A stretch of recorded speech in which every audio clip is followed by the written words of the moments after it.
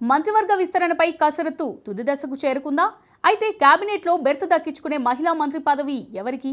రాహుల్ గాంధీ ఇచ్చిన మాటను తెలంగాణ రాష్ట్ర ప్రభుత్వం నిలబెట్టుకుంటుందా?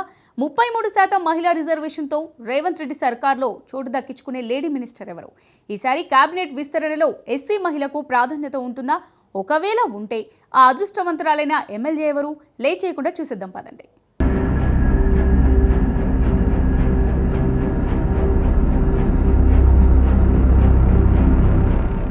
ఏడాది పాలనతో విజయోత్సవాలు జరుపుకుంటూ ముందుకు దూసుకెళ్తున్న రేవంత్ రెడ్డి సర్కార్ వెనక్కి తిరుగు చూసుకునే పని లేకుండా విజయవంతంగా ప్రజాపాలన కొనసాగిస్తోంది. దశాబ్దాల కాలం తర్వాత తెలంగాణ రాష్ట్రంలో అధికారంలోకి వచ్చిన కాంగ్రెస్ పార్టీ ఈసారి చాలా జాగ్రత్తగా ఆచితూచి అడుగులు వేస్తున్నట్లు కనిపిస్తోంది. ఎలాంటి తారతమ్యం లేకుండా ప్రజాపాలన సాగిస్తున్న ప్రభుత్వంగా ప్రజల్లో నమ్మకాన్ని కలిగించే దిశలో సీఎం రేవంత్ రెడ్డి అడుగులు వేస్తున్నారు. హైకమాండ్ నిర్ణయాలతో రాష్ట్రంలో ఎక్కడా ఎలాంటి రాజకీయ సంక్షోభం రాకుండా తన మార్కు చూపిస్తున్నారు. అందరినీ కలుపుకుంటూ పాలన కొనసాగిస్తున్నారు. అయితే ఏడాది ప్రజాపాలన పూర్తి కాగానే కేబినెట్లో కొందరి పనితీరుపై అసంతృప్తి వ్యక్తమవుతున్నట్లు గ్రహించిన ముఖ్యమంత్రి రేవంత్ రెడ్డి మలివిడత చేపట్టనున్న కేబినెట్ విస్తరణలో వ్యూహాత్మక ఆలోచనలకు తెరలేపినట్లు రాజకీయ వర్గాల్లో టాక్ వినిపిస్తోంది.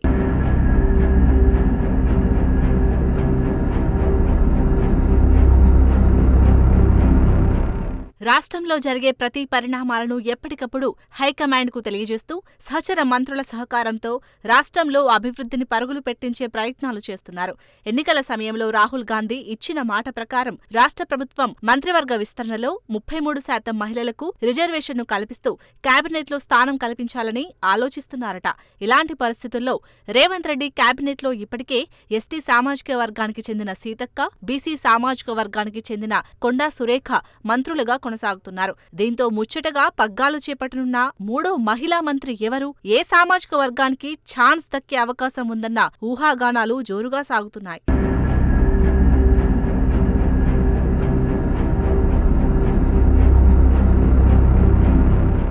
మంత్రివర్గంలో 33% మహిళలకు చోటు దక్కే అవకాశం ఎవరికి ఉందో అనే అంశం ఇప్పుడు రాష్ట్రమంతటా చర్చనీయాంశంగా మారింది. మరోవైపు కులాల వారీగా పరిశీలిస్తే ఎస్సీ మహిళకు రేవంత్ రెడ్డి సర్కార్లో మంత్రి పదవి లేకపోవడంతో ఇప్పుడు ఒకవేళ కేబినెట్ విస్తరణ జరిగితే ఆ అదృష్టం ఎవరికి వరిస్తుంది అనేది అందరి దృష్టిని ఆకర్షిస్తోంది. ఇప్పటికే ఎస్టీ, బీసీ సామాజిక వర్గాలకు మంత్రివర్గంలో అవకాశం కల్పించడంతో తాజాగా మూడో మహిళా మంత్రిగా ఎస్సీ సామాజిక వర్గానికి కేటాయించే అవకాశం ఉన్నట్లు ఊహాగానాలు జరుగుతున్నాయి. ఈ ప్రకారం చూస్తే ఖమ్మం జిల్లా సత్తుపల్లి నియోజకవర్గం నుంచి గెలుపొందిన ఎమ్మెల్యే డాక్టర్ మట్టా రాగమయ్యకి కేబినెట్లో బెర్త్ లభిస్తుందా అన్నదానిపై చర్చలు జరుగుతున్నాయి. వైద్య వృత్తిలో కొనసాగుతూనే రాజకీయాల్లోకి అడుగుపెట్టిన డాక్టర్ రాగమయ్యి మొదటి ప్రయత్నంలోనే ఎమ్మెల్యేగా గెలుపొందారు. 60 ఏళ్ల సత్తుపల్లి రాజకీయ చరిత్రలో తొలి మహిళా ఎమ్మెల్యేగా ఘనత దక్కించుకున్న డాక్టర్ రాగమయ్యి ఎమ్మెల్యేగా గెలిచాక నిరంతరం ప్రజల్లో తిరుగుతున్నారు. ప్రజా సమస్యలపై దృష్టి సారిస్తూ 100 రోజుల కాంగ్రెస్ పాలనలోనే తన ప్రత్యేకతను చాటుకున్నారు. దాదాపు 150 కోట్ల రూపాయల నిధులతో నిర్మాణ పనులు చేపట్టడంతో సత్తుపల్లి నియోజకవర్గ ప్రజల్లో ఆనందానికి అవధులు లేవు.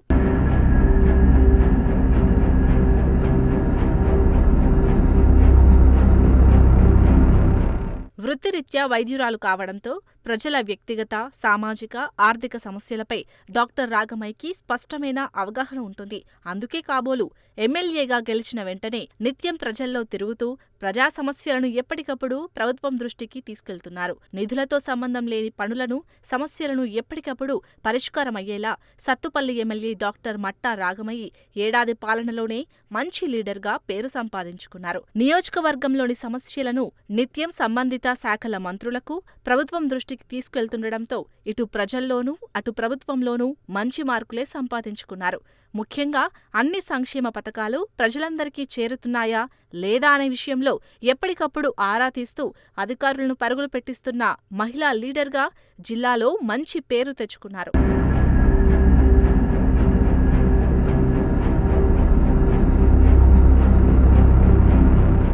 నిత్యం ప్రజలతో మమేకమవుతూ వారి సమస్యల పరిష్కారం కోసం ప్రత్యేక శ్రద్ధ కనబరుస్తుండటంతో ప్రజలతో పాటు ప్రభుత్వంలోనూ సంతృప్తి వ్యక్తమవుతుందట.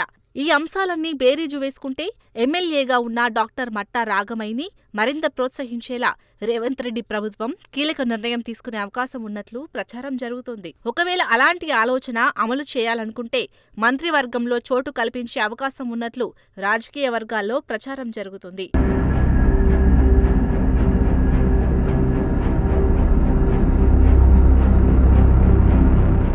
తన భర్త డాక్టర్ మట్టా దయానంద్ సహకారంతో ఎమ్మెల్యే డాక్టర్ రాగమయ్యి నియోజకవర్గ ప్రజలకు ప్రభుత్వ సంక్షేమ పథకాలు అందించడంపై ప్రత్యేక శ్రద్ధ తీసుకుంటున్నారని తెలుస్తోంది. 4-5 దశాబ్దాలకు పైగా కాంగ్రెస్ కుటుంబంగా పేరు మోసిన మట్టా కుటుంబం నుంచి వచ్చిన డాక్టర్ మట్టా దయానంద్ దంపతులు రాజకీయాలతో సంబంధం లేకుండా మెరుగైన మంచి వైద్య సేవలతో ప్రజల మనసులో చోటు దక్కించుకున్నారు. అదే వారికి ఎమ్మెల్యే టికెట్ వచ్చేలా చేసిందనేది బహిరంగ రహస్యం. 60 ఏళ్ల రాజకీయ చరిత్ర కలిగిన సత్తుపల్లి నియోజకవర్గానికి తొలిసారిగా మహిళా ఎమ్మెల్యేగా గెలుపొందిన తర్వాత నియోజకవర్గంలోని ప్రతి గ్రామంలోనూ నిరంతరం తిరుగుతూ రాజకీయంగా పట్టు సాధించారు.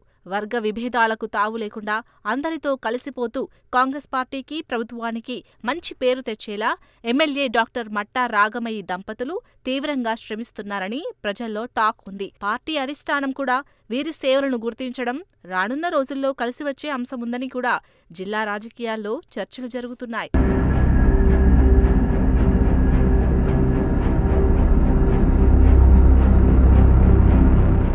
రాహుల్ గాంధీ ఇచ్చిన మాట ప్రకారం త్వరలో జరగనున్న మంత్రివర్గ విస్తరణలో మహిళలకు 33% వాటా కల్పిస్తుందా?